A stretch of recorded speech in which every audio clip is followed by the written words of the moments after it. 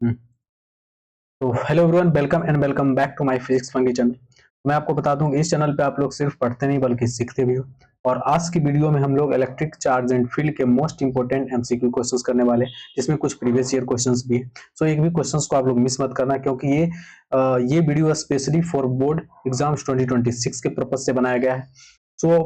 जितने भी students board exams 2026 में अपियर हो रहे हैं, उसके लिए वीडियो बहुत ही इंपॉर्टेंट होने वाली है। क्लियर है? तो ठीक है, हम लोग क्वेश्चंस की प्रैक्टिस करना स्टार्ट करते हैं। जैसे कि फर्स्ट क्वेश्चन आपके स्क्रीन पे दिख रही होगी, डायमेंशंस ऑफ चार्ज। चार्ज की डायमेंशन क्या होती है? तो चार्ज की डायमेंशन होती है 80। इस सवाल का करेक्ट आंसर हो जाएगा 4। अब मैं आपको एक चीज बता देता हूं कि किसी भी फिजिकल क्वांटिटी की अगर आपको डायमेंशंस निकालने हैं और उसका डायमेंशंस आप भूल गए हो, क्योंकि हर एक फिजिकल क्वांटिटी की डायमेंशन आप याद नहीं रख सकते हो, तो आप क्या करो, जिस भी फिजिकल क्वांटिटी की डायमेंशन निकालना है उसका आप फॉर्मूला याद रखो या उसके यूनिट याद रखो। अगर फॉर्मूले या यूनिट दोनों में से कोई भी चीज आपको याद है तो आप उसके डायमेंशन फाइंड आउट कर सकते हो। जैसे कि हम यहाँ पे चार्ज का डायमेंशन निकाला था, मान लो किसी स्टूडेंट को चार्ज की डायमेंशन याद नहीं है, वो कैसे निकालता है? तो देखो, चार्ज का फॉर्मूला होता है, हम लोग जानते हैं, आई इंटू टी, करेंट के फॉर्म में, जहां आई होता है करंट एंड टी होता है तुम्हारा टाइम।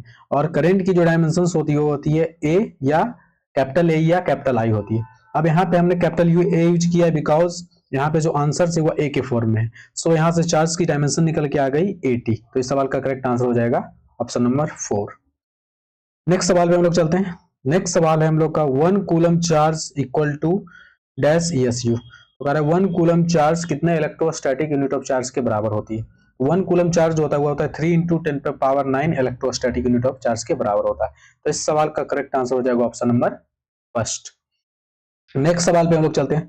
नेक्स्ट सवाल है, 1 stat coulomb equal to dash coulomb. Means 1 electrostatic unit of charge बराबर कितना कूलम होता है? तो देखो, हम लोग जानते हैं 1 कूलम बराबर होता है 1 कूलम बराबर होता है 3 इंटू 10 पे power 9 ESU of charge. Just पिछला जो सवाल था वो हमने किया। तो यहाँ पे पूछा जा रहा है 1 स्टैट कूलम मींस 1 ESU कितना बराबर होगा? 1 ESU बराबर कितना होगा? जब 1 कूलम बराबर है 3 इंटू 10 पे पावर 9 ESU, तो 1 ESU कितना होना चाहिए? 1 ESU होगा 1/3 इंटू 10 पे पावर 9। तो इस चीज को हम लोग लिख सकते हैं 1/3 इंटू 10 पे पावर -9। तो इस सवाल का देखो तो करेक्ट आंसर हो जाएगा ऑप्शन नंबर 4, 1/3 इंटू 10 पे पावर -9। नेक्स्ट सवाल पे हम लोग चलते हैं। नेक्स्ट सवाल है, 1 specific charge of electron each. कर एक इलेक्ट्रॉन की स्पेसिफिक चार्ज किसके बराबर होती है? वह होती है 1.8 इंटू 10 पे पावर 11 कूलम पर केजी। तो इस सवाल का करेक्ट आंसर हो जाएगा फर्स्ट। देखो, ऐसे ऐसे जो सवाल होते हैं, ऐसे जो वैल्यू होते हैं, आपको याद रखने होते हैं, इसमें कोई कंसेप्ट नहीं है, बस याद रखना है। मैं अभी के लिए बता रहा हूँ। Next, which of the following is correct for charge on an electron. Correct, electron पे कितनी चार्ज होती है? तो एक इलेक्ट्रॉन पे सभी लोग जानते हैं 1.6 इंटू 10 पे पावर -19 कूलम चार्ज। ये ऑप्शन नंबर हो जाएगा 4। नेक्स्ट सवाल है, which of the following values of n is not possible in relation Q equal to n e. Correct, Q equal to n e relation में n की कौन सी वैल्यू पॉसिबल नहीं होगी? हम लोग जानते हैं n क्या होता है। n होता है तुम्हारा एक इंटीजर होता है, और n वैसा इंटीजर होता है जो कंप्लीट होना चाहिए, मींस फ्रैक्शन में नहीं होना चाहिए। ऑप्शन में अगर देखा जाए तो यहाँ पे थर्ड नंबर जो ऑप्शन है वो फ्रैक्शन में है, मींस थर्ड नंबर आंसर नहीं होगा, बाकी फर्स्ट, सेकेंड और फोर्थ होगा। नेक्स्ट सवाल, number of electrons present in 8 coulomb negative charges. कह 8 कूलम निगेटिव चार्ज में कितने इलेक्ट्रॉन्स प्रेजेंट होंगे? तो हम लोग जानते हैं चार्ज का फॉर्मूला होता है यानी हमें निकालना n number of electron. n बराबर हो जाएगा Q/E। और 8 कूलम चार्ज बोला गया, मींस Q की जगह 8 कूलम रखेंगे और E की जगह रखेंगे 1.6 इंटू 10 पे पावर -19 कूलम। यहाँ से अगर डेसिमल हटाते हैं ऊपर जाएगा 10, 8 से कटेगा 16 दो बार में, तो 8 दूना 16 हो गया, और 2 से अगर काट दे हम लोग 10 को 5 बार में, हो जाएगा यहाँ से 5 इंटू 10 पे पावर 19 ऊपर जाएगा तो +19 हो जाएगा, तो 5 इंटू 10 पे power 19। Option number first is correct answer of this question. Next है, when a body is charge its mass. कह जब किसी बॉडी को चार्ज किया जाता है तो उसकी मास क्या हो सकती है? क्या वो इंक्रीज हो सकती है? गलत। अब इंक्रीज हो भी सकती है, ऐसा नहीं कि नहीं होगी, लेकिन यहाँ पे ये बोला गया है कि जब कोई बॉडी को चार्ज किया जाता है तो उसकी मास क्या होगी, या इंक्रीज होगी, डिक्रीज होगी, रिमेन सेम होगी, या इंक्रीज या डिक्रीज दोनों हो सकती है। तो यहाँ पे देखो ऑप्शन नंबर 4 हो जाएगा इस सवाल का करेक्ट आंसर। इंक्रीज भी हो सकता है, डिक्रीज भी हो सकता है। अब डिपेंड करता है वो बॉडी कैसी चार्ज हो रही है, वो निगेटिवली चार्ज हो रही है कि पॉजिटिवली चार्ज हो रही है। अगर निगेटिवली होगी तो डिफरेंट होगा, पॉजिटिवली होगी तो डिफरेंट होगा। सवाल में ये कंप्लीट नहीं बोला गया है कि बॉडी कैसा चार्ज हो रहा है, निगेटिवली की पॉजिटिवली, बस बोला जा रहा है कि बॉडी चार्ज हो रही है। तो निगेटिव भी हो सकता है, पॉजिटिव भी हो सकता है। मींस यहाँ पे दोनों केस हो सकता है, इंक्रीज भी हो सकता है, डिक्रीज भी हो सकता है। तो मेन इंक्रीज या decrease option number 4 correct answer हो जाएगा। नेक्स्ट सवाल है quantization of charge indicates that. Quantization of charge क्या बताती है? तो फर्स्ट ऑप्शन है charge which is a fraction of charge on electron is not possible. हाँ ये तो हो जाएगा। क्वांटाइजेशन ऑफ चार्ज बताती है जो फ्रैक्शन ऑफ चार्ज होती है वह कभी भी पॉसिबल नहीं होती है। मींस नंबर ऑफ इलेक्ट्रॉन जो होती है वह कभी भी फ्रैक्शन में पॉसिबल नहीं होती है, पॉइंट में नहीं हो सकती है, डेसिमल में नहीं हो सकती है, रेशियो में नहीं हो सकती है। जब भी होगी कंप्लीट इंटीजर में होगी। तो ऑप्शन नंबर ए इस सवाल का करेक्ट आंसर हो जाएगा। A charge Q placed at the center on the line joining two charges Q will be in equilibrium if Q will be equal to। अच्छा यहाँ पे बोला कि एक charge Q placed at the center on the line joining two charges Q। यहाँ पे दो charge Q दे रखा है और उस दोनों चार्ज Q को जोड़ने वाली जो लाइन है उस लाइन के मिड पॉइंट पे charge Q placed at the centre पे। हाँ तो मिड पॉइंट पे एक स्मॉल Q चार्ज को रख दिया गया और विल बी इन इक्विलिब्रियम। और ये पूरा सिस्टम जो है तुम्हारा इस तीन चार्ज का सिस्टम कैपिटल क्यू और एक स्मॉल क्यू, इस तीनों चार्ज का जो सिस्टम है वो इक्विलिब्रियम में है। तो Q will be equal to, तो Q की वैल्यू बताइए क्या किसके बराबर होगा, स्मॉल q की वैल्यू किसके बराबर होगा। देखो जब भी यहाँ पे जब दो या दो से अधिक चार्ज की सिस्टम जब इक्विलिब्रियम में हो तो ऐसे केस में हम लोग क्या करते हैं, उस सिस्टम के किसी एक कॉर्नर वाले चार्ज को पकड़ते हैं, उस कॉर्नर वाले चार्ज पे उस सिस्टम में जितने चार्ज हैं उस सारे चार्ज के कारण वहां पे नेट फोर्स निकालेंगे और नेट फोर्स निकाल के क्या करेंगे, जीरो कर देंगे, क्योंकि यहाँ पे इक्विलिब्रियम का केस बोला गया। और इक्विलिब्रियम के केस में क्या होता है, नेट फोर्स जीरो होता है किसी सिस्टम का। तो यहाँ पे हम लोग वही करेंगे। तो यहाँ पे लोग किसी एक कॉर्नर वाले चार्ज को पकड़ेंगे, तो इस कॉर्नर वाले चार्ज को हम लोग पकड़ रहे हैं, तुम लोग बोलोगे इस कॉर्नर वाले चार्ज को पकड़िए भैया, तो इस कॉर्नर वाले चार्ज को भी हम लोग पकड़ सकते हैं, किसी भी पकड़ के चलना है, बस वहां पे नेट फोर्स निकालना है, फोर्स निकाल के इक्वल टू जीरो करना है और करके वहां से वैल्यू क्यू का निकाल लेना है। तो चलो हम ये वाला लेते हैं। तो इस क्यू चार्ज पे अगर देखा जाए तो ये वाला जो स्मॉल क्यू चार्ज है और ये कैपिटल क्यू चार्ज है, इस दोनों चार्ज के कारण क्या होगा, इसे फोर्स लगेगा। अब एक चीज और, अब यहाँ से ये कैपिटल क्यू और ये कैपिटल क्यू, इस दोनों चार्ज के बीच कुछ ना कुछ तो डिस्टेंस होगा। इस डिस्टेंस को मान लेते हैं कितना, क्या मान लेते हैं, मान लेते हैं एल मान लेते हैं, क्या मान लेते हैं एल। और जब ये डिस्टेंस एल हो जाएगा तो स्मॉल क्यू कैपिटल क्यू के बीच का डिस्टेंस कितना हो जाएगा, एल बाई टू, क्योंकि ये जो स्मॉल क्यू है इस दोनों चार्ज को जोड़ने वाले लाइन के मिड पॉइंट पे है, तो डेफिनेटली लेंथ क्या हो जाएगा, हाफ हो जाएगा, एल बाई टू। तो अगर इस क्यू पे, इस क्यू वाले चार्ज पे कैपिटल क्यू और ये स्मॉल क्यू चार्ज के कारण अगर फोर्स देखा जाए तो कितना हो जाएगा, हो जाएगा कैपिटल क्यू के कारण अगर देखा जाए तो हो जाएगा के क्यू क्यू बाय आर का square, means L by two का स्क्वायर। तो एल बाई टू का स्क्वायर अगर करते हैं हम लोग तो एल स्क्वायर ऊपर चला जाएगा 4, फिर उसके बाद प्लस फिर स्मॉल क्यू के कारण हो जाएगा के capital Q small Q by L by two का, अरे रे इसमें गलती कर दी, रुक जाओ, सॉरी सॉरी सॉरी, सिर्फ यहाँ पे एल स्क्वायर हो जाएगा, यहाँ पे हो जाएगा एल स्क्वायर ऊपर चला जाएगा 4। ये नेट फोर्स निकल के आ गया, क्या निकल के आ गया, नेट फोर्स। और नेट फोर्स हम लोग जानते हैं क्या होता है, जीरो। तो नेट फोर्स का जब ये वैल्यू रखते हैं हम लोग के क्यू क्यू बाय एल का स्क्वायर प्लस के capital Q small Q 4 by L का स्क्वायर इक्वल टू जीरो। अब एक को उधर ले जाएंगे तो माइनस में आ जाएगा, हो जाएगा के क्यू क्यू बाय एल का स्क्वायर इक्वल टू माइनस के क्यू क्यू 4 बाय एल का स्क्वायर। यहाँ से देखो तो एल स्क्वायर मर गया, यहाँ से के मर गया, के मर गया, एक कैपिटल क्यू मर गया, हमें निकालना है स्मॉल क्यू, तो स्मॉल क्यू बराबर हो जाएगा माइनस क्यू बाय 4। तो इस सवाल का करेक्ट आंसर देखो कौन सा हो जाएगा, minus Q by 4, option number second. Option number second इस सवाल की करेक्ट आंसर हो जाएगी। अच्छा सवाल था ये। नेक्स्ट सवाल पे हम लोग चलते हैं। नेक्स्ट सवाल है surface density of charge is. Surface density of charge की फॉर्मूला क्या होती है, तो सरफेस चार्ज डेंसिटी होता है charge per unit area. Option number first इस सवाल का करेक्ट आंसर हो जाएगा। अबे चल, unit of surface charge density, surface charge density की यूनिट निकालनी है आपको। देखो यूनिट भी आप किसी भी फिजिकल क्वांटिटी के फॉर्मूला का यूज करके निकाल सकते हो। अभी जस्ट हमने सरफेस चार्ज डेंसिटी का फॉर्मूला देखा, क्या देखा, charge by area, charge per unit area. तो चार्ज की यूनिट कूलम होती है, एरिया का यूनिट होता है मीटर स्क्वायर, तो coulomb per metre square. Option number first is correct answer of this question. Next, which of the following is chargeless particle कह रहा है, चार्जलेस पार्टिकल कौन होगी? क्या अल्फा पार्टिकल चार्जलेस है? नहीं, तो हीलियम के बराबर होती है, चार्ज तो होगा इसके। बीटा पार्टिकल ये भी इलेक्ट्रॉन्स के बराबर ही होती है। प्रोटॉन, प्रोटॉन भी नहीं होगी। फोटोन, फोटोन क्या होती है तुम्हारी? चार्जलेस पार्टिकल होती है। इस सवाल का करेक्ट आंसर हो जाएगा option number 4। Very very important सवाल है ये।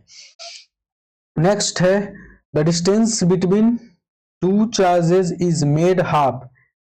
अच्छा, the distance between two charges is made half and one of the charges is also half, the force acting between the two will become as compared to previous value। अच्छा, अच्छा सवाल है ये। तो इस सवाल को हम लोग करते हैं। यहाँ पे देखो क्या है, यहाँ पे बोला गया है distance between to charge is made half. जैसे हमने एक चार्ज ले लिया Q1, फिर दूसरा चार्ज हमने Q2 ले लिया, और मान लेते हैं इस दोनों चार्ज के बीच का डिस्टेंस L है, ठीक है। अब क्या किया गया, इस दोनों चार्ज के बीच के डिस्टेंस को आधा कर दिया गया। तो दूसरा केस हम इधर लेके चलते हैं, Q1, और ये भी बोला गया है कि एक चार्ज के वैल्यू को आधा कर दिया गया। तो ऐसा करते हैं हम लोग Q2 के वैल्यू को आधा कर देते हैं, Q2/2 कर देते हैं, ठीक है। और इस दोनों चार्ज के बीच के डिस्टेंस को क्या कर दिया गया? आधा कर दिया गया। डिस्टेंस भी आधा कर दिया गया। पहले L था, अब L/2 हो गया। पहले चार्ज Q1 Q2 था, दोनों चार्ज में से एक चार्ज के वैल्यू को आधा कर दिया गया, तो हमने Q2 वाले वैल्यू को कर दिया Q2/2 कर दिया। ये फर्स्ट केस हो गया, और ये तुम्हारा केस नंबर सेकेंड हो गया। तो पूछा जा रहा था force acting between two will become as compare to previous value. तो कह रहा अब इस दोनों चार्ज के बीच जो फोर्स लगी हुआ प्रीवियस फोर्स के वैल्यू के रिस्पेक्ट में क्या होगी, वो बताना है आपको। तो पहले फोर्स कितना, हम लोग जानते हैं फोर्स की फॉर्मूला क्या होती है। फोर्स की फॉर्मूला होती है K Q1 Q2। अब देखो ऐसे ही चलते हैं, K Q1 Q2 by R का स्क्वायर, यहाँ पे L का स्क्वायर हो जाएगा। ये फर्स्ट केस वाला है। सेकेंड केस में जो फोर्स लगेगी वो क्या हो जाएगी K Q1, और Q2 की जगह हो जाएगा Q2/2 इंटू L/2 का स्क्वायर। तो L स्क्वायर ऊपर चला जाएगा तुम्हारा 4, तो 2 से 4 मर गया, तो 2 बार में। तो यहाँ से जो फोर्स की वैल्यू निकल के आएगी सेकेंड केस में, ये फर्स्ट केस में, तो F2 बराबर हो जाएगा K Q1 Q2। अच्छा, यहाँ पे 2 डाल देते हैं, बाय नीचे L का स्क्वायर।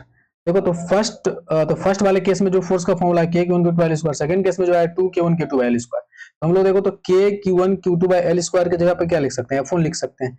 हम लोग लिख सकते हैं F2 बराबर 2F1। मतलब सेकेंड केस में जो फोर्स की जो वैल्यू आएगी प्रीवियस केस की क्या आएगी? 2 टाइम्स आ जाएगी। इस सवाल का करेक्ट आंसर हो जाएगा सेकेंड नंबर, डबल। 2 टाइम्स या डबल एक ही बात हुआ। तो इस सवाल का करेक्ट आंसर हो जाएगा सेकेंड नंबर ऑप्शन। नेक्स्ट सवाल, on increasing A dielectric material, increasing या इंसर्टिंग होगा, on increasing dielectric material between two positive charge, inserting होगा यहाँ पे, इंक्रीजिंग नहीं होगा, सॉरी, इंसर्टिंग होगा। Positive charge in air. अब यहाँ पे क्या है, दो पॉजिटिव चार्ज दे रखी है, दोनों क्या है? एयर में है, दोनों क्या है? एयर में है। अब इसको क्या किया गया भाई, इस दोनों चार्ज के बीच यहाँ पे एक डाइलेक्ट्रिक को रख दिया गया। क्या रख दिया गया? डाइलेक्ट्रिक को रख दिया गया। The value of repulsive force value. अब इस दोनों चार्ज के बीच रिपल्सिव फोर्स की वैल्यू क्या होगी? तो हम लोग जानते हैं जब दो चार्ज के बीच एयर हो तो फोर्स फॉर्मूला होता है K Q1 Q2 by R का स्क्वायर। और वही जब कोई मीडियम आ जाए तो हम लोग जानते हैं जो फोर्स की वैल्यू होती है वह एयर में जो फोर्स होती है उसका 1/K टाइम्स क्या होता है? डिक्रीज हो जाता है। इस 1/K टाइम्स होता है, जहाँ K क्या होता है? K हो जाएगा उस मीडियम की डाइलेक्ट्रिक कांस्टेंट। सो यहाँ से हम लोग देखा जाए तो फर्स्ट केस में जो फोर्स लग रही है उसका 1/K टाइम्स मींस जो अब जो फोर्स लग रही है वह क्या हो जाएगी? डिक्रीज हो जाएगी, घट जाएगी। इस सवाल का करेक्ट आंसर हो जाएगा सेकेंड। ये तो रटाया हुआ चीज है। नेक्स्ट सवाल, the law governing the force acting between two dielectric charge known as. कह रहा है the law governing the force acting between two electric charge. अच्छा, दो इलेक्ट्रिक चार्ज के बीच जो फोर्स लगती है वह कौन सा लॉ को बताता है? तो ये कौन सा लॉ होगा? Coulomb's law, option number 4। Very easy questions. The value of 1/4 pi epsilon naught, 1/4 pi epsilon naught की वैल्यू क्या होती है? 9 × 10 पे पावर 9 न्यूटन मीटर स्क्वायर पर coulomb square. Option number first is correct answer of this questions. Next सवाल, the value of epsilon r in air, air में epsilon r की value क्या होती है? 1 होती है। Option number third. Next, the dielectric constant of water is, water की dielectric constant कितनी होती है? 80 होती है। 80 या 81 होती है। अगर 81 ऑप्शन में रहेगा तो 81 मार देंगे, अगर 80 रहेगा तो 80 मार देंगे। दोनों ऑप्शन में नहीं होगा, एक ही होगा कोई। The relative permittivity epsilon r of a medium, अगर किसी मीडियम की रिलेटिव परमिटिविटी एप्सिलॉन आर क्या होती है? तो यहाँ पे देखो एप्सिलॉन नोट के फॉर्म में दिया है, मींस तुम्हें एप्सिलॉन आर का फॉर्मूला एप्सिलॉन और एप्सिलॉन नोट के फॉर्म में सोचना पड़ेगा। हम लोग जानते हैं एप्सिलॉन का फॉर्मूला होता है epsilon naught into epsilon r. तो यहाँ से एप्सिलॉन आर बराबर हो जाएगा एप्सिलॉन बाय एप्सिलॉन नोट। कौन सा ऑप्शन मैच कर रहा है? ऑप्शन नंबर फर्स्ट मैच कर रहा है। इस सवाल का करेक्ट आंसर फर्स्ट हो जाएगा। यूनिट ऑफ एप्सिलॉन नोट की यूनिट आपको बतानी है। यूनिट एप्सिलॉन नोट की यूनिट जानने के लिए हम लोग देखेंगे फोर्स का फॉर्मूला। फोर्स होता है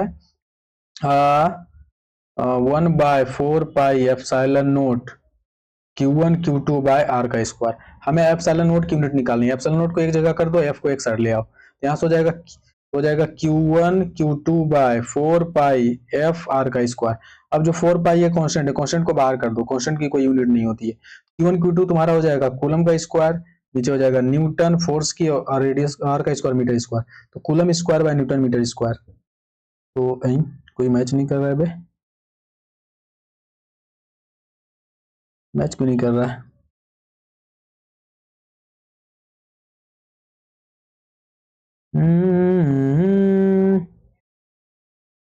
अच्छा, आप समझ गए।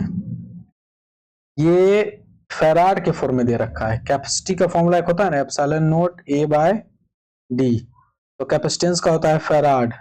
एप्सिलॉन नोट ए मीटर स्क्वायर, नीचे डी खत्म खत्म मीटर हो जाएगा, तो एप्सिलॉन नोट हो जाएगा फेराड पर मीटर। फेराड पर मीटर, ऑप्शन नंबर सेकंड इस सवाल का करेक्ट आंसर हो जाएगा। ठीक है, देखो ये जो हमने कैलकुलेशन किया एप्सिलॉन नोट का कूलम स्क्वायर पर न्यूटन मीटर स्क्वायर, ये भी हो सकता था, लेकिन ये कूलम न्यूटन और मीटर के फॉर्म में होता है, लेकिन कूलम न्यूटन मीटर के फॉर्म में यहाँ पे कोई ऑप्शन दिया है नहीं, यहाँ पे दिया है फराड पर मीटर के फॉर्म में, तो फराड पर मीटर हो जाएगा, क्योंकि फराड पर मीटर भी एप्सिलॉन नोट की यूनिट होती है according to capacitance formula, capacitance के फॉर्मूला के अकॉर्डिंग। ठीक है, next, which of the following relation is correct. Correct कौन सी रिलेशन करेक्ट होगी? ई बराबर एफ बाई क्यू, यही तो करेक्ट होगा। इलेक्ट्रिक फील्ड के फॉर्मूला होता है फोर्स पर unit charge, option number first is correct answer. Next सवाल, the SI unit of electric intensity, electric intensity की एसआई यूनिट क्या होगी? मींस इलेक्ट्रिक फील्ड की, जस्ट पिछले वाले केस में, पिछले वाले सवाल में, तो इलेक्ट्रिक फील्ड का फॉर्मूला होता है एफ बाई क्यू, हो जाएगा फोर्स का न्यूटन, चार्ज का कूलम, न्यूटन पर कूलम। कौन सा ऑप्शन मैच कर रहा है? ऑप्शन नंबर सेकंड मैच कर रहा है। नेक्स्ट सवाल, which of the following has unit volt per metre. Unit volt per metre किसकी यूनिट होती है? इलेक्ट्रिक फील्ड की होती है, ऑप्शन नंबर 4। इलेक्ट्रिक फील्ड का फॉर्मूला होता है पोटेंशियल बाय, मतलब d v by d r, v by d, तो पोटेंशियल तो इलेक्ट हो जाएगा v by d means volt per metre, means हो जाएगा electric field. Next, intensity of electric field at a point is. अरे किसी पॉइंट पे इलेक्ट्रिक फील्ड की इंटेंसिटी क्या होती है? सेम वही वाला F by Q, option number first is correct answer. Next सवाल, नहीं नेक्स्ट सवाल यहाँ नीचे होगा, हाँ नेक्स्ट सवाल, रुक जाओ, इसको मैं थोड़ा सा छोटा कर देता हूँ क्योंकि ये दिखेगा नहीं आप लोगों को, हाँ अब दिखेगा। तो नेक्स्ट सवाल है आपके स्क्रीन पे, which one of the following is not a scalar quantity. अरे इसमें से कौन सी स्केलर क्वांटिटी नहीं है? देखो तो इलेक्ट्रिक फील्ड तो स्केलर क्वांटिटी नहीं है, इलेक्ट्रिक फील्ड वेक्टर क्वांटिटी है। वोल्टेज आपका स्केलर क्वांटिटी है, पावर आपका स्केलर क्वांटिटी है, रेसिस्टिविटी आपका स्केलर क्वांटिटी है। इस सवाल का करेक्ट आंसर हो जाएगा ऑप्शन नंबर ए। नेक्स्ट सवाल है dimensional formula of intensity of electric field. कह रहा है कि अच्छा, इलेक्ट्रिक फील्ड के इंटेंसिटी की आपको डायमेंशनल फॉर्मूला बताना है, मींस इलेक्ट्रिक फील्ड की डायमेंशनल फॉर्मूला बताना है। तो इलेक्ट्रिक फील्ड का डायमेंशनल फॉर्मूला निकालने के लिए क्या करेंगे? आप देखो, मुझे भी याद नहीं है, कैसे निकालेंगे? फॉर्मूला यूज करेंगे, ई बराबर एफ बाई क्यू, जो बेसिक फॉर्मूला होता है यूज करते हैं। देखो फॉर्मूले तो बहुत सारे होते हैं, लेकिन सारे फॉर्मूला का यूज डायमेंशन निकालने के लिए आप कर सकते हो, क्योंकि सारे में आंसर सेम ही आएगा, लेकिन बेसिक फॉर्मूला का यूज हम लोग करते हैं, क्योंकि बेसिक फॉर्मूले से हम लोग इजीली वे में निकाल लेते हैं। ई बराबर एफ बाई क्यू, और फोर्स का हम लोग डायमेंशन जानते हैं mlt-2, तो चार्ज का डायमेंशन हम लोग जानते हैं at, ए के फॉर्म में a और i के फॉर्म में रहता तो i, यहाँ पे a के फॉर्म में दे रखा है, यहाँ से हो जाएगा ml और t ऊपर एक जाएगी तो हो जाएगा t पे पावर -3 a पे पावर -1। कौन सा ऑप्शन मैच कर रहा है? ml t पे पावर -3 a पे power -1, option number second match कर रहा है, तो इस सवाल का करेक्ट आंसर हो जाएगा सेकंड। नेक्स्ट सवाल, electric field lines provides information about. और इलेक्ट्रिक फील्ड लाइंस किसके बारे में बताती है, क्या इंफॉर्मेशन देती है?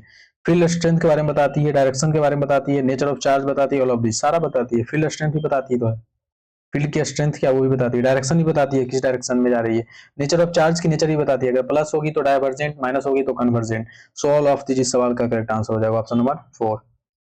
नेक्स्ट सवाल, the intensity of electric field at any point on the surface of A charge conductor is. किसी सरफेस चार्ज कंडक्टर के किसी सरफेस के किसी भी पॉइंट पे इलेक्ट्रिक फील्ड क्या होगी? जीरो होगी? नहीं, अंदर में जीरो होती है, बाहर में जीरो है, सरफेस पे जीरो नहीं होती है, ऑप्शन नंबर फर्स्ट गलत। परपेंडिकुलर टू द सरफेस, ये राइट है। किसी भी कंडक्टिंग स्फीयर, किसी भी चार्ज कंडक्टर के सरफेस पे जो इलेक्ट्रिक फील्ड होती है ऑलवेज क्या होती है? परपेंडिकुलर होती है, तो इस सवाल का करेक्ट आंसर हो जाएगा सेकेंड। रुक जाओ, नेक्स्ट सवाल आपके स्क्रीन पे आ चुकी है। नेक्स्ट सवाल है, देखो ये अच्छा सवाल है। नेक्स्ट सवाल है, a thin plastic rod is bent into a circular ring of radius r. अच्छा, यहाँ पे एक थीन प्लास्टिक रड है जिसको एक सर्कुलर रिंग के फॉर्म में बेंट किया गया जिसकी रेडियस आर है। It is uniformly charge with charge density lambda. अच्छा, इसको यूनिफॉर्मली चार्ज किया गया चार्ज डेंसिटी लेमडा से। The magnitude of the electric field at its centre, उसके सेंटर पे इलेक्ट्रिक फील्ड क्या होगी। हम लोग जानते हैं किसी भी रिंग के सेंटर पे जो इलेक्ट्रिक फील्ड होती है वो जीरो होती है। इस सवाल का करेक्ट आंसर हो जाएगा ऑप्शन नंबर बी। तो ज्यादा कुछ सोचना ही नहीं है भाई, सेंटर पे जीरो होती है।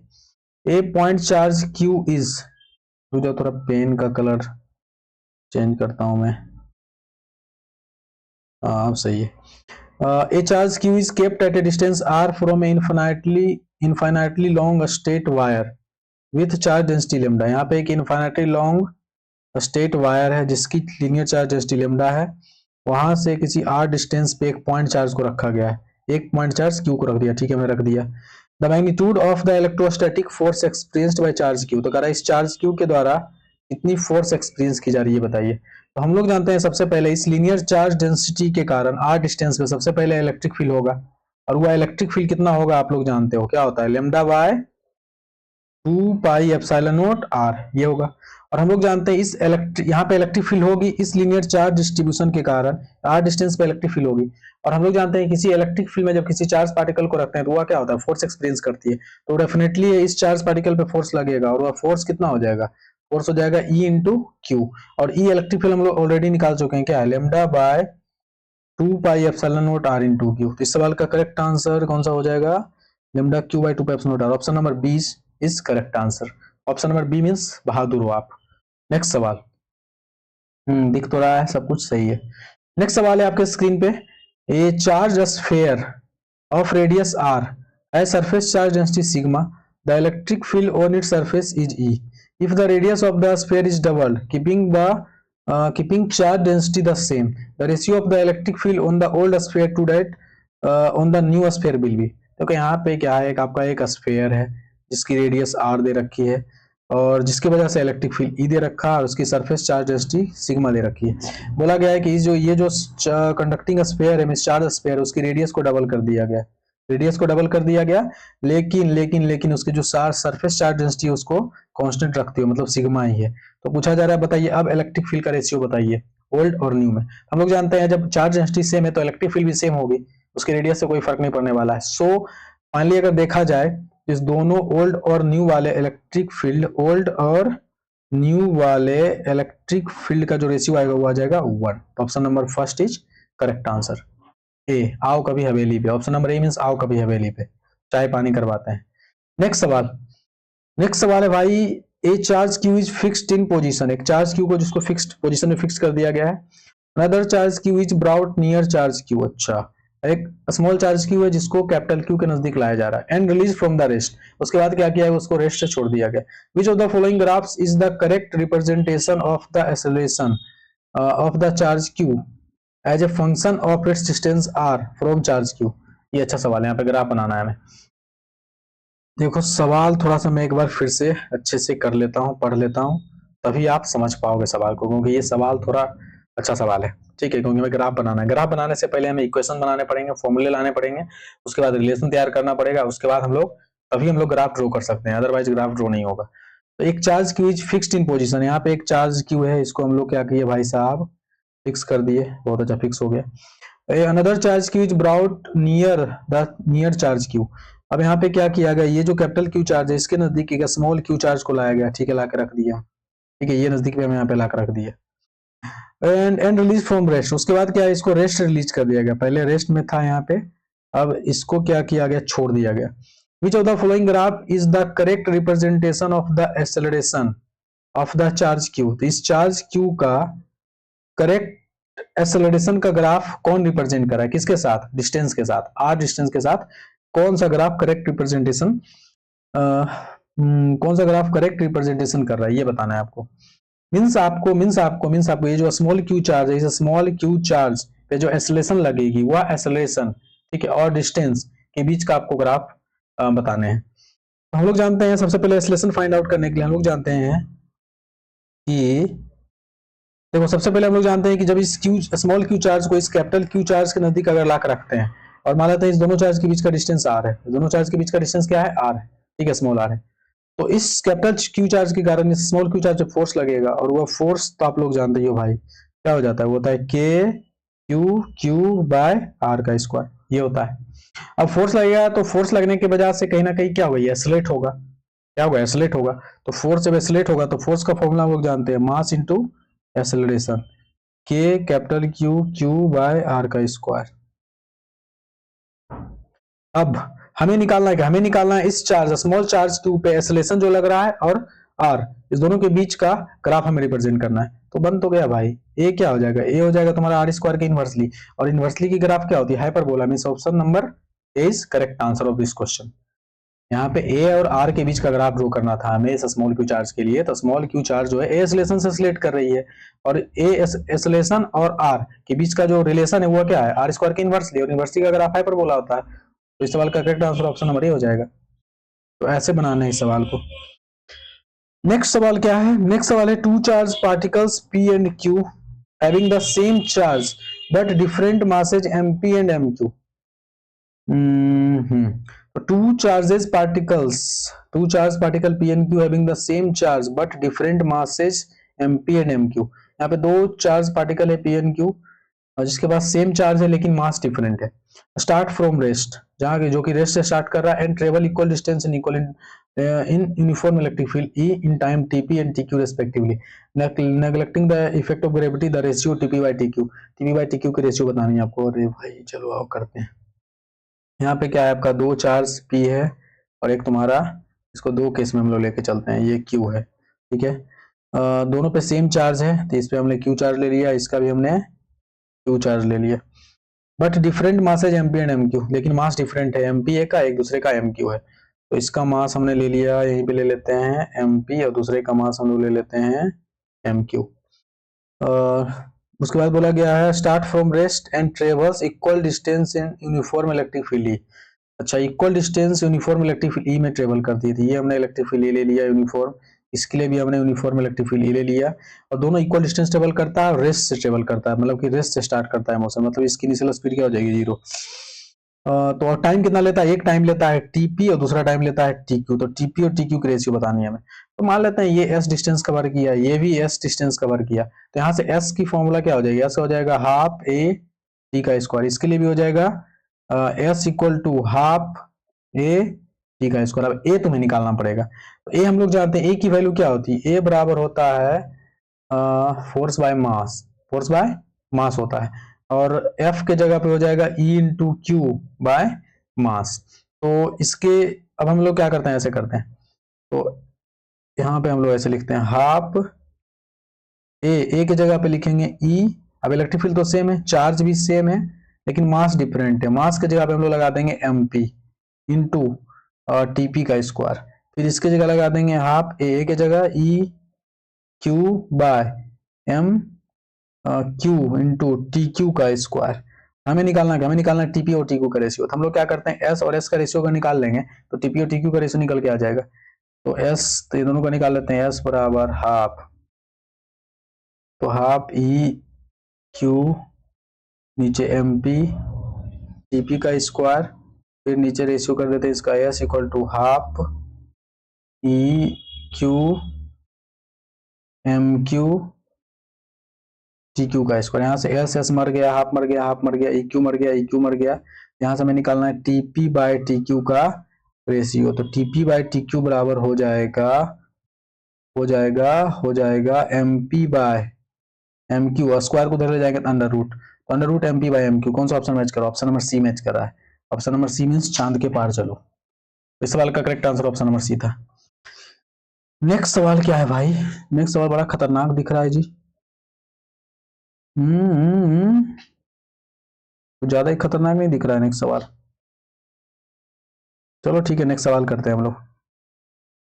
नेक्स्ट सवाल हम लोग करते हैं, नेक्स्ट सवाल है आपका two identical point charges are placed at the two vertices A and B of an equilateral triangle of side L. अच्छा, यहाँ पे देखो एक इक्विलेटरल ट्रायंगल है ब्रो, इस इक्विलेटरल ट्रायंगल के two identical point charges placed at the two vertices A and B. अच्छा, मान लो तो ये पॉइंट हमने ए मान लिया वर्टिसेज, और ये हमने बी मान लिया, दोनों पे charge equal charge, equal magnitude की चार्ज प्लेस की गई, हमने कर दिया, जिसकी साइड एल दे रखी है, इक्विलेटरल ट्रायंगल है तो साइड एल है, मींस तीनों साइड इक्वल होगा। The magnitude of the electric field at the third vertex P G. अच्छा, यहाँ पे एक थर्ड वर्टेक्स पी है जहाँ पे magnitude of electric field at the third vertex P is E। अच्छा, इस P वाला जो थर्ड वर्टेक्स है वहां पे इलेक्ट्रिक फील्ड की मैग्नीट्यूड E दे रखी है। कितनी दे रखी है? E दे रखी है। If A hollow conducting sphere of radius L/4 is placed at P, करा एक हॉलो कंडक्टिंग स्फीयर है जिसकी रेडियस L/4 है, उसको क्या किया गया? इस वर्टेक्स P पे रख दिया गया। तो पूछा जा रहा था magnitude of the electric field eight point P now becomes, तो इस P पॉइंट पे अब इलेक्ट्रिक फील्ड की वैल्यू क्या हो जाएगी? हम लोग जानते हैं कि जब हॉलो कंडक्टिंग स्फीयर को रखेंगे तो उस हॉलो कंडक्टिंग स्फीयर का जो सेंटर है वो पी पे लाई कर जाएगा, और हम लोग जानते हैं हॉलो या लाई नहीं भी करेगा तो हॉलो कंडक्टिंग स्फीयर के अंदर इलेक्ट्रिक फील्ड जीरो होती है। मींस अब इस हॉलो कंडक्टिंग स्फीयर के अंदर जो इलेक्ट्रिक फील्ड होगी वह क्या हो जाएगी? जीरो के बराबर हो जाएगी। ज्यादा कुछ सोचना नहीं है, बस सीधा सा कंसेप्ट अप्लाई करना है। तो इस सवाल का करेक्ट आंसर हो जाएगा option number D, means daring बाज है हम। नेक्स्ट सवाल है a particle of mass m and charge q moving with velocity vi। यहाँ पे एक पार्टिकल है जिसकी मास m है, चार्ज q है, और वह वेलोसिटी v से मूव कर रही है। किस डायरेक्शन में? I unit vector, means positive x axis पर मूव कर रही है। तो चलो मूव करवा देते हैं। यहाँ पे भाई साहब एक चार्ज पार्टिकल q हको एकर मास m हको, और मूव कर रहा लो किधर भाई? मूव कर रहा लो v वेलोसिटी से एक्स एक्सिस की ओर। उसमें भी कौन सा x axis? Positive x axis. चलो पॉजिटिव एक्स एक्सिस की ओर इसको हम मूव करवा देते हैं, नहीं तो ये बुरा मान जाएगा। नेक्स्ट बोला गया है is subjected to uniform electric field E J unit vector. अच्छा, यहाँ पे इलेक्ट्रिक फील्ड भी है, और उस इलेक्ट्रिक फील्ड की जो डायरेक्शन है वो किधर है भाई? उस इलेक्ट्रिक फील्ड की डायरेक्शन है आपका पॉजिटिव बाई एक्सिस की ओर, मतलब मींस जे डायरेक्शन में। जे यूनिट वेक्टर दे रखा है, मींस पॉजिटिव बाई एक्सिस की ओर है, इस डायरेक्शन में। तो the particle will initially have a tendency to move in a circle of radius. कह रहा है वह पार्टिकल जो है वह इनिशियली सर्कुलर पाथ में मूव करती है, मींस सर्कल में मूव करती है, तो उसकी रेडियस क्या होगी? अब सर्कुलर पाथ में मूव क्यों नहीं करेगी भाई? तुम देख लो ना। हम लोग जानते हैं किसी इलेक्ट्रिक फील्ड में जब किसी चार्ज पार्टिकल को रखते हैं तो वहां पे फोर्स लगती है, ठीक है।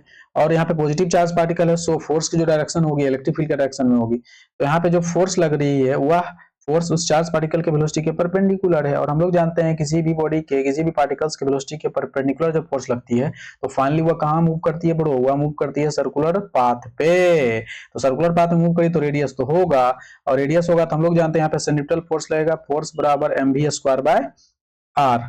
और F के जगह हम लोग क्या लिख सकते हैं? F के जगह हम लोग लिख देंगे Q इंटू ई। तो Q इंटू ई बराबर mv² बाय आर, हमें निकालना है R।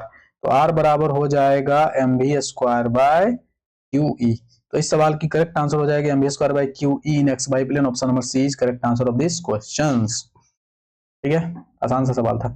नेक्स्ट सवाल है an infinite long straight wire, एक इनफाइनाइट लॉन्ग स्ट्रेट वायर है having charge density lambda is kept along Y dash Y axis in X Y plane. अच्छा, X Y plane में Y axis क्यों रखा गया? ये ऐसे बाई में रखा गया, और एक्स बाई प्लेन में, एक्स बाई प्लेन में the Coulomb force on a point charge q at a point p x0 will B.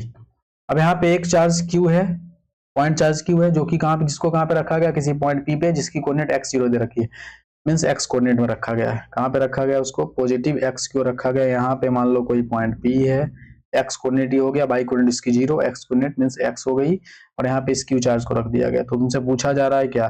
तुमसे पूछा जा रहा है the Coulomb force on point charge Q.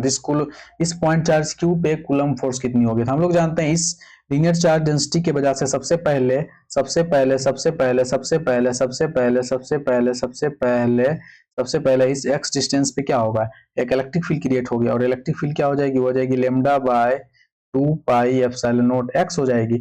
और जब इलेक्ट्रिक फील्ड होगी उस इलेक्ट्रिक फील्ड में ये क्यू चार्ज पार्टिकल रखा गया है, तो फाइनली यहाँ पे फोर्स लगेगा। तो फोर्स लगेगा तो फोर्स का फॉर्मूला होता है ई इंटू, ऐसा सवाल तो जस्ट हम लोग पीछे किए थे। तो ई की जगह हम लोग रखेंगे lambda by 2 pi epsilon naught X, और क्यू यहाँ पे क्यू रख देंगे। तो lambda Q by 2 pi epsilon naught X, कौन सा ऑप्शन मैच कर रहा है? Lambda Q by 2 pi epsilon naught X. अब ये रिपल्सिव होगी कि अट्रैक्टिव होगी ये पता करना है, तो पता करते हैं कैसे करेंगे। Infinite long straight wire having charge density lambda is kept इतना x by coulombic force on point charge q, तो क्या होगा? तो रिपल्सिव हो जाएगा, रिपल्सिव हो जाएगा। तो ऑप्शन नंबर ये हो जाएगा बी, रिपल्सिव हो जाएगा। रिपेल ही तो होगा, हाँ रिपल्सिव हो जाएगा, क्योंकि इलेक्ट्रिक फील्ड का डायरेक्शन ये, इलेक्ट्रिक फील्ड का डायरेक्शन ये है, और यहाँ पे चार्ज के बारे में कुछ नहीं बोला गया तो पॉजिटिव ले लेते हैं, पॉजिटिव चार्ज, तो इलेक्ट्रिक फील्ड का डायरेक्शन मूव करेगा तो रिपेल ही करेगा। तो इस सवाल का बी नंबर हो जाएगा करेक्ट आंसर।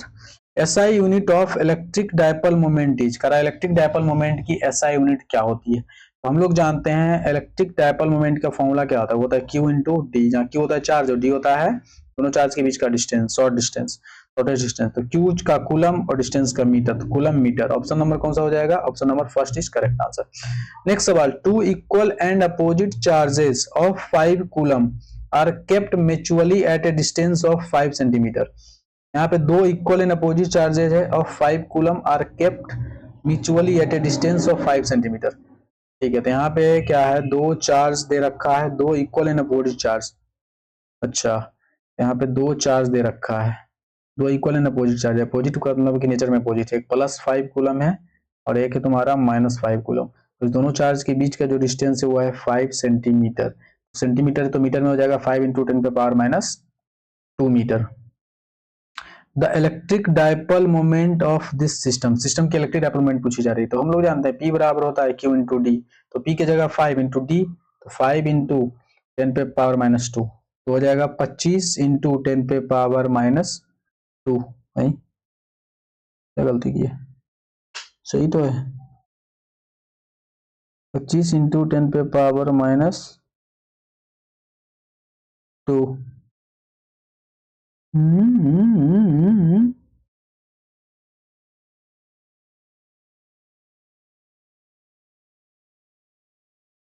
देखो, इलेक्ट्रिक डेवलपमेंट का फॉर्मूला होता है Q × D।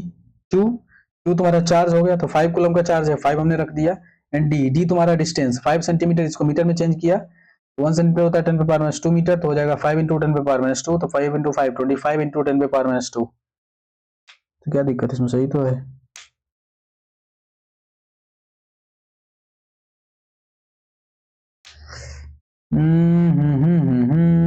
अच्छा, इस सवाल को रहने दो, इस सवाल में कुछ मिस्टेक है, शायद ऑप्शन मिस्टेक है, ऑप्शन मैच नहीं कर रहा है, ऑप्शन मैच नहीं कर रहा है, तो इस सवाल को हम लोग रहने देते हैं। ठीक है, रहने देते हैं इस सवाल को। नेक्स्ट सवाल, the electric dipole moment of an electric dipole made up of 2 opposite charges having magnitude इतना कूलम एंड इतना कूलम सेपरेटेड बाय डिस्टेंस इतना। ठीक है, तो यहाँ पे इलेक्ट्रिक डायपोल मोमेंट हमें बताना है, मींस P बराबर Q × D बताना है। यहाँ पे चार्ज दे रखा है, दोनों चार्ज की वैल्यू दे रखी है जो कि मैग्नीट्यूड में इक्वल है और नेचर में अपोजिट है, और दोनों चार्ज के बीच का डिस्टेंस भी दे रखा है 2.4 × 10⁻19 मीटर। हमें बताना है इलेक्ट्रिक डायपोल मींस P की वैल्यू। तो P बराबर Q × D होता है, Q की जगह रखेंगे 3.2 × 10⁻19 इंटू D की वैल्यू हो जाएगी 2.4 × 10⁻19। अब 3.2 × 2.4 कितना हो जाएगा जी? तो 3.2 × 2.4 हो जाएगा 8। 8 वाला कौन सा ऑप्शन मैच कर रहा है? एक ही नहीं, दो मैच कर जा रहा है। लेकिन अगर 10⁻19 19 होता है तो 19 है ना, ठीक तो है, 19 तो 19 दोनों 38 नहीं, मैच नहीं कर रही है। अच्छा कर लेते हैं, रुक जाओ। अच्छा, एक नीचे चला, नीचे आ जाएगा तुम्हारा 100, एक पॉइंट यहाँ से खत्म होगा तो नीचे 100 आ जाएगा, तो 38 फिर भी मैच नहीं कर रहा है। अच्छा देखते हैं, रुक जाओ। 3.2, अच्छा नहीं उड़ाया नहीं गया, सही वैसे ही है, नहीं उड़ाया गया। तो 3.2 × 2.4, 4 दूना 8, 4 तिया 12, 2 दूना 4, 3 दूना 6, 8, 4 2 6 7, 2 के बाद 7.68 आ रहा है। 7.68 वाला कौन सा ऑप्शन मैच कर रहा है जी? दो ऑप्शन मैच कर रहा है। 7.68 इंटू अब 10⁻⁻19 इंटू 10⁻⁻19, 19 ओ तो 9 28, तो कौन सा ऑप्शन मैच कर रहा है बेस्ट में?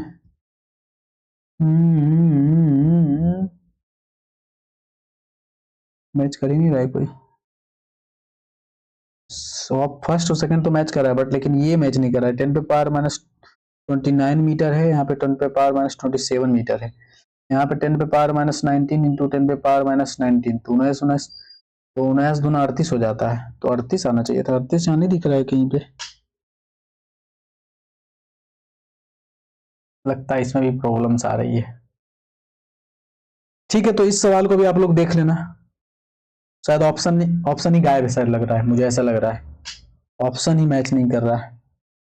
ठीक है, देख लेना आप लोग इस सवाल को थोड़ा, फिर उसके बाद मैं इस सवाल को देखूंगा, देख के उसके बाद फिर इसका जो करेक्ट आंसर होगा, जो करेक्ट ऑप्शन होगा, मैं कमेंट कर दूंगा।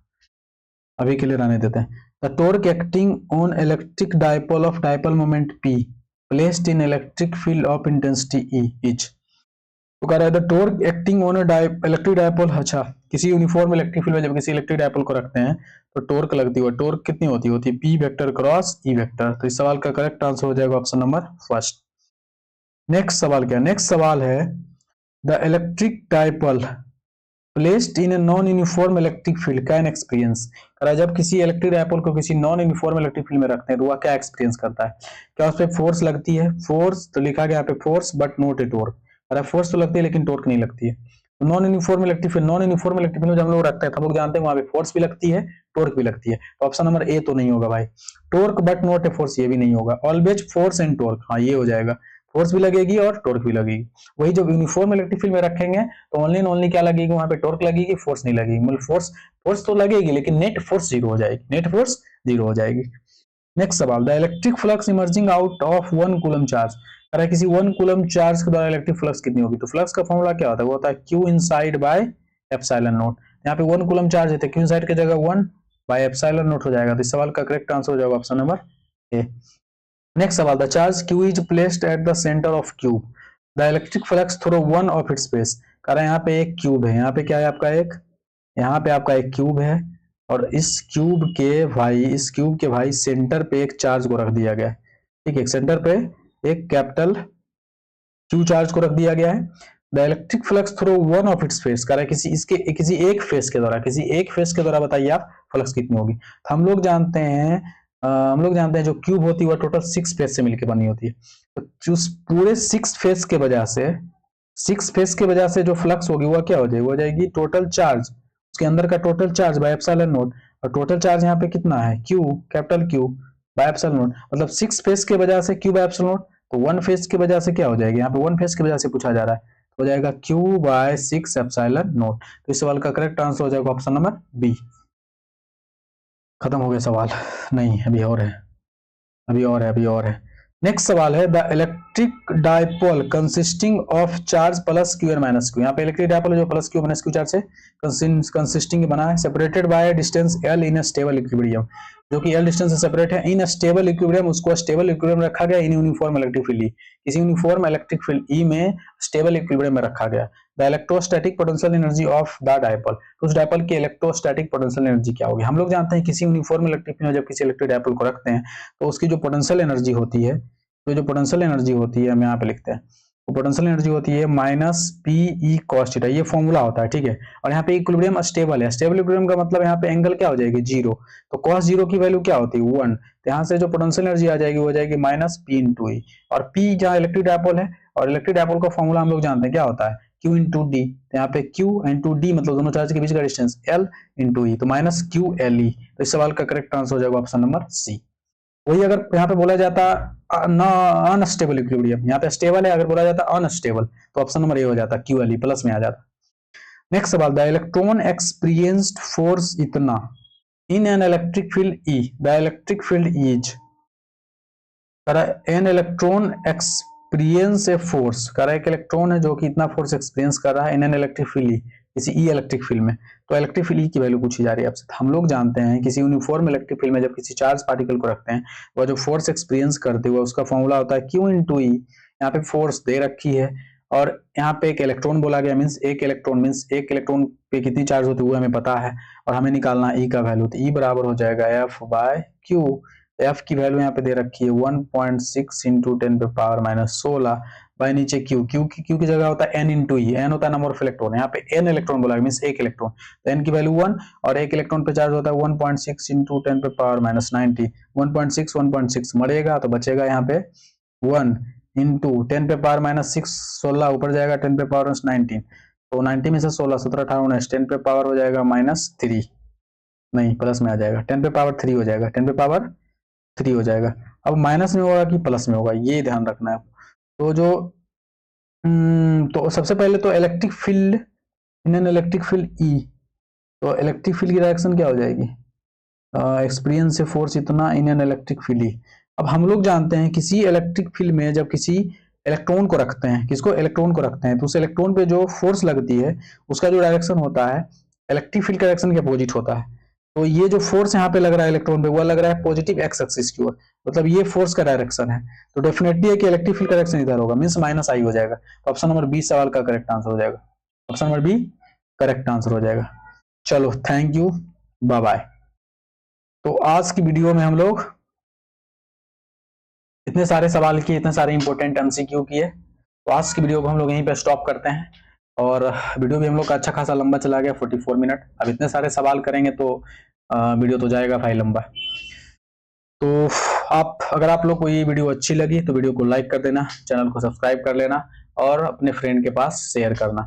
और आप लोग को अगर और भी कंटेंट की जरूरत होगी कि किस टाइप के और मैं वीडियो लेकर आऊँ, किस टाइप के सवाल लेकर आऊँ और क्या रिक्वायरमेंट है, उसके अकॉर्डिंग मैं और भी लेकर आऊंगा। तो उसके लिए आप कमेंट कर देना कमेंट सेक्शन में, तो मुझे समझ में आ जाएगा, मुझे पता चल जाएगा कि आप लोग को किस टाइप की वीडियो चाहिए, क्या परेशानियां हैं बोर्ड एग्जाम से रिलेटेड, या और भी जो भी एग्जाम से, नीट है आपके, जेई है, सीयूईटी, तो एनी एग्जाम, ठीक है। अभी तो फिलहाल मैं बोर्ड एग्जाम्स के लिए कंटेंट बना रहा हूँ, क्योंकि बोर्ड एग्जाम्स नजदीक हैं आप लोग के, और आप लोग के मैसेज भी आ रहे थे कि सर बोर्ड एग्जाम्स के रिगार्डिंग कंटेंट लेकर आओ। तो मैं कंटेंट लेकर आया। हालांकि मैं थोड़ा मैं अपने पढ़ाई से रिलेटेड बिजी रहता हूँ, कॉलेज वगैरह होते हैं, एग्जाम्स वगैरह होते हैं, कॉलेज आने होते हैं, इसलिए मैं उतनी वीडियो नहीं बना पाता हूँ, लेकिन मैं कोशिश करूंगा वीडियो बनाने का, ठीक है, जब भी मुझे टाइम मिले तो। ठीक है, तो बाय बाय।